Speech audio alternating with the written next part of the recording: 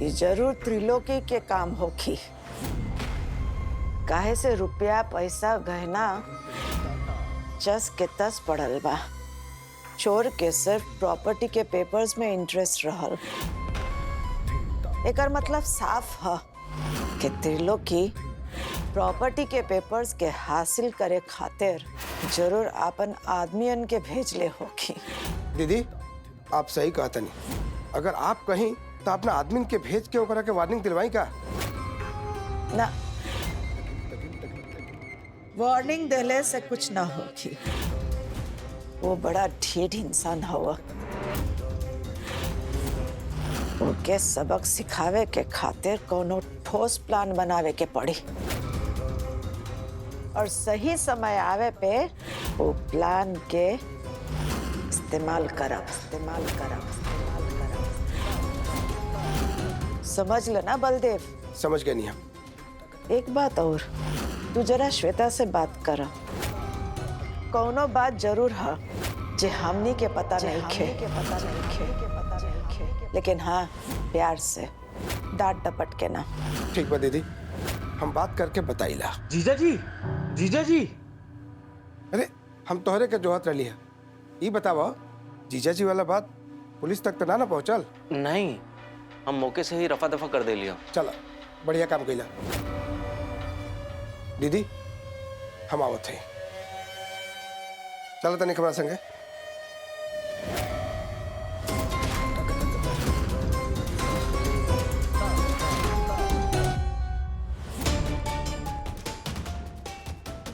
तुहार भलाई यही में है कि अपन शादी रोक दा, नहीं तो हम ये वीडियो माधव के भेज दे। हम ये फैसला कैले बानी कि हम ये शादी ना करब।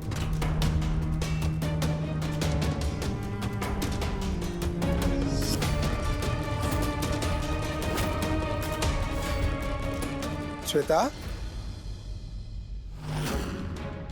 हम तुमसे बात करे के चाहत हई और तू हमारा तरफ देखत भी नहीं खू। कुछ बतावा तो सही।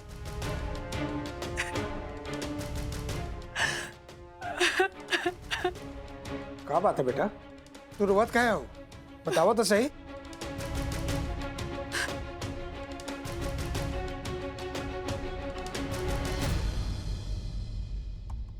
हमसे मजाक करे की जरूरत नहीं है।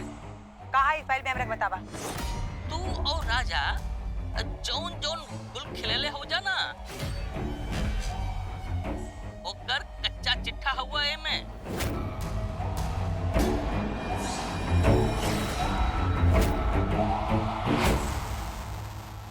इतना कुछ हो गई अब तू हमको बतौलो तक नहीं। ना बता पाऊनी पापा, ना बता पाऊनी। हमरा के लागल कि हम सब कुछ खुद हैंडल कर ले, लेकिन ना। लेकिन पापा हम हार गए। नहीं, हमरा से गलती हो गई जिंदगी में पहली बार। और पापा वो जो सर्टिफिकेट रहा ना, वो नकली निकला।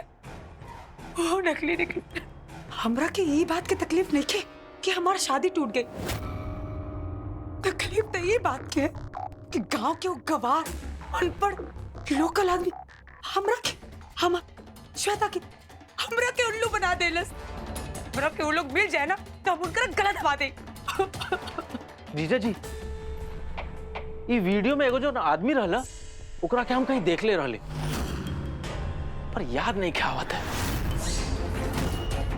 ओकरा के याद करे के कोशिश करा। याद आ गई जीजा जी। हम ओकरा के फोटो कॉपी की दुकान पे देख ले रहले।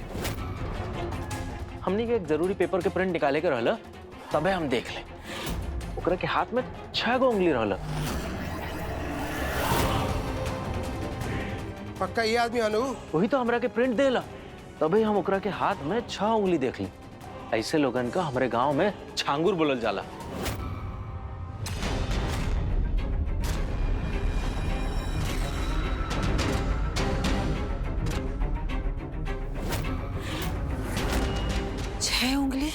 पापा मंदिर में हमें 6 उंगली वाला आदमी देखनी है।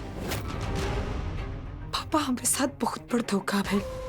सोची समझी प्लानिंग के साथ हमरा के उल्लू बनाए गए। वो आदमी हमरा के मिल जाना, वो आदमी हमरा के मिल जाता ओकर गला दबा दिया। कोनो बात नहीं के श्वेता, तारा के तकलीफ देवे वाला आदमी के हम जमलोक पहुंचा के दम लेम। पापा जब तक वो आदमी के तड़पा तड़पा के ना मारब ना, चैन से ता हमू न बैठब।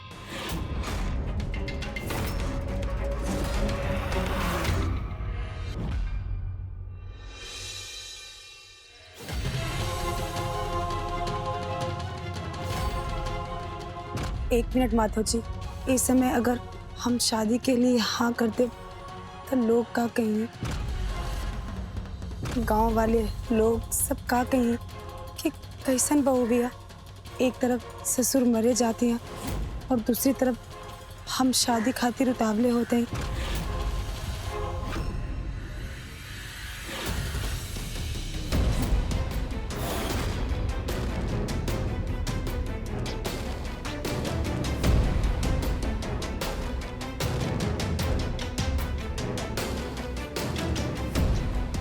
अम्मा, हमके ऐसे देख के हैरान मत हो बेटा। तोहर बाबूजी यह चाहत रहलन हो ना कि हम पूरी जिंदगी सुहाग के निशानी चूड़ी और बिंदियां ना पहनी, तो बस हम ये रूप धारण करके तोहर बाबूजी के इच्छा के पूरा करत हैं।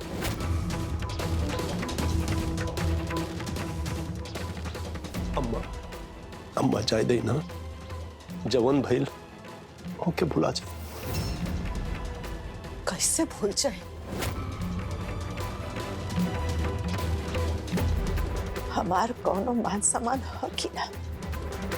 का कही है लोग, चार समाज के लोग के बीच में हमार का इज्जत रह जाए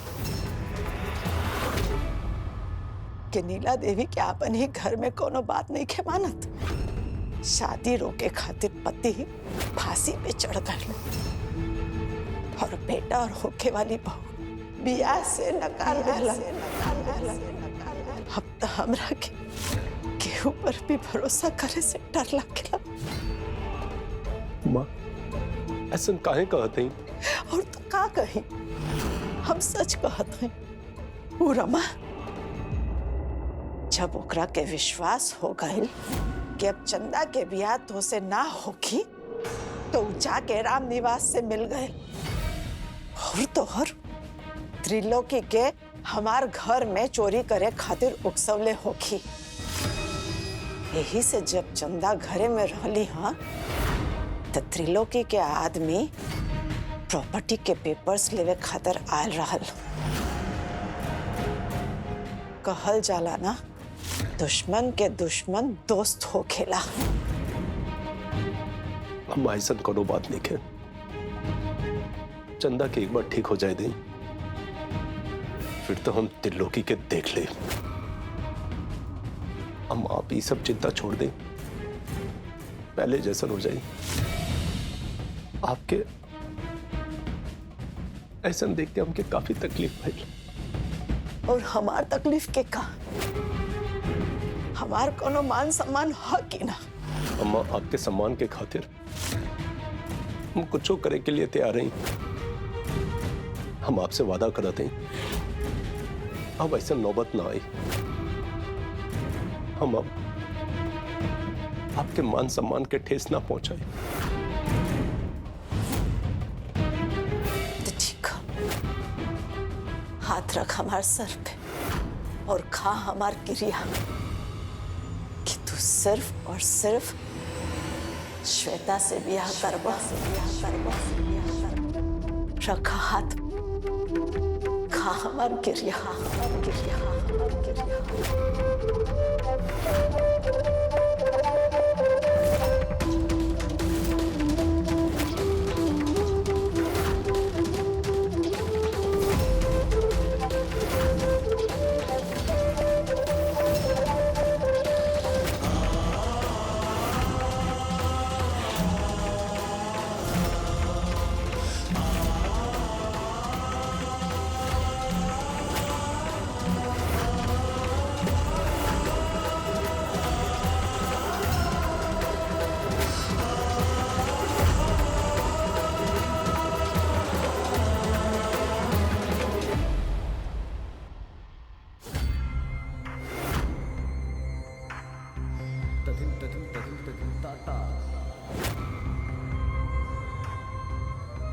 बलदेव,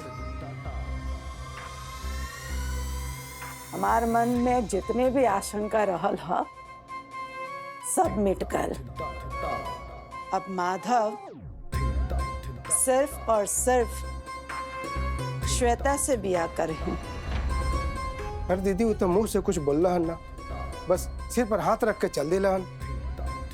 बलदेव, माधव हमरे सिर पर हाथ रखले हवन,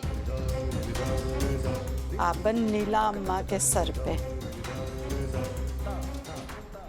अब कोनो भी कीमत पर माधव अपन कसम ना तोड़ी हैं। हमसे बेहतर माधव के कौन जानेला। हमार यकीन करा, अब डरे के कोनो बात नहीं है।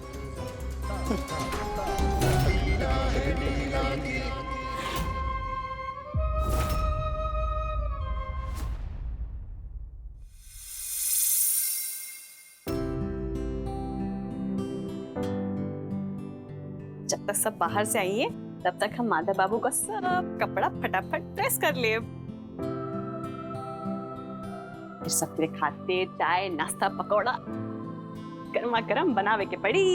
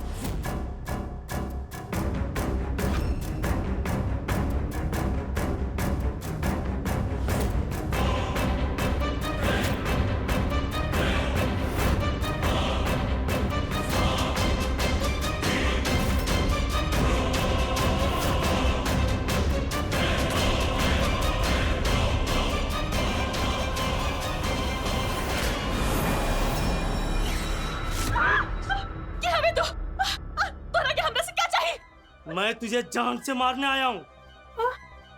क्या बकवास कर रहा है? पीछे हट जा। दादा ये गर्मा गर्म प्रेस है ना, तो चेहरा दाग दे। कैसे जलाएगी? तार तो निकला हुआ है। रुक जा। ये अभियंता गरम हा।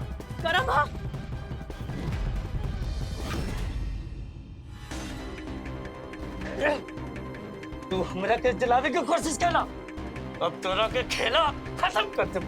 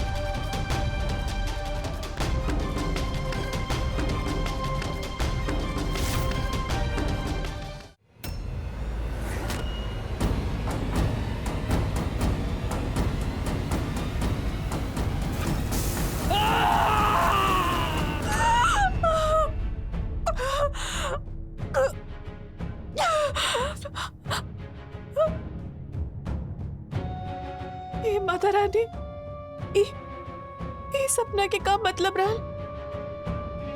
कहीं को ना अमंगल तो ना होके वाला हा?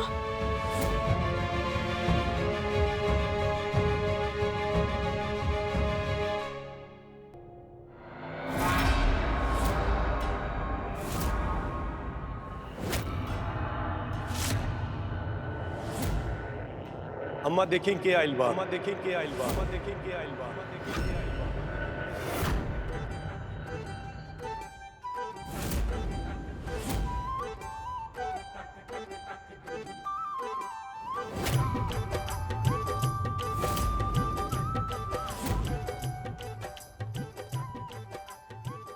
दीपक, दीपक।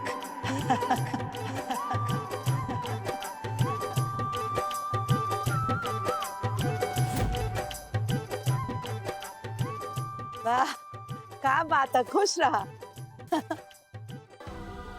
नमस्ते आंटी। जीते रहो। बैठा ना, बैठा बैठा।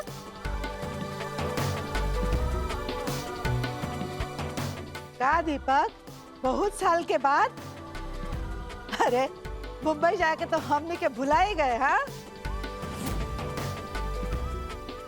चला हमने के छोड़ा, कम से कम अपन बचपन के दोस्त माधव के तो याद कर लिया करी। अम्मा अब कहाँ, पैसा कमावे के चक्कर में ये बचपन का दोस्त के भुला गई। ऐसी कोई बात नहीं आंटी, मैं किसी को भी नहीं भूला हूँ। और वैसे भी मुंबई में मेरा बहुत बड़ा बिजनेस है, सो टाइम नहीं मिलता है मुझे। अरे ई का दीपक, तू तो बम्बई जाके अपन देश का भाषा बोली सब भुला गईला।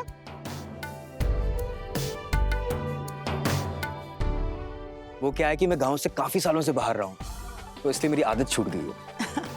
अरे ठीक है, हम तो बस ऐसे ही बोल ली। हाँ चला, कम से कम तू अइला था। अम्मा दीपक ऐसा इन्वेस्टमेंट पर्पस से आइल हवन, तक कुछ दिन रुकिए नहीं जा।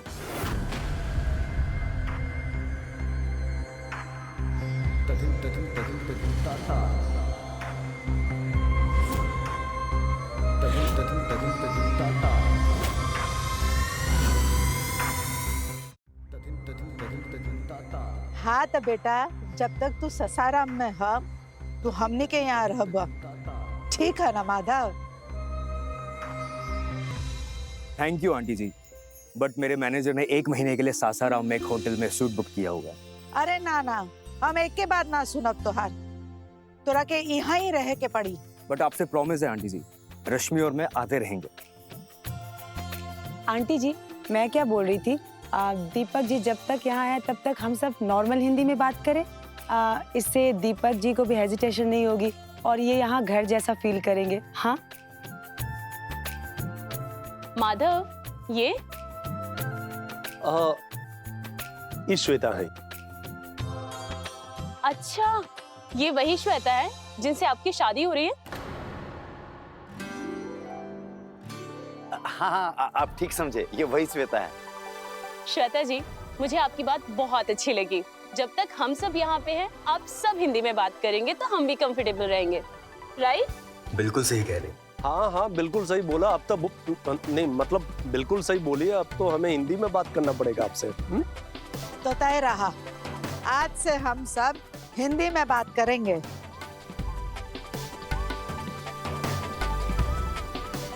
दीपक हमरे खातिर सोने के अंडा देवे वाली मुर्गी साबित हो सकेलन। हमरा ऐसा कुछ करे के पड़ी जैसे हो रुद्र के खातिर कोनो बिजनेस खोले, दीपक से मेल जोल बढ़ा के रखे के पड़ी।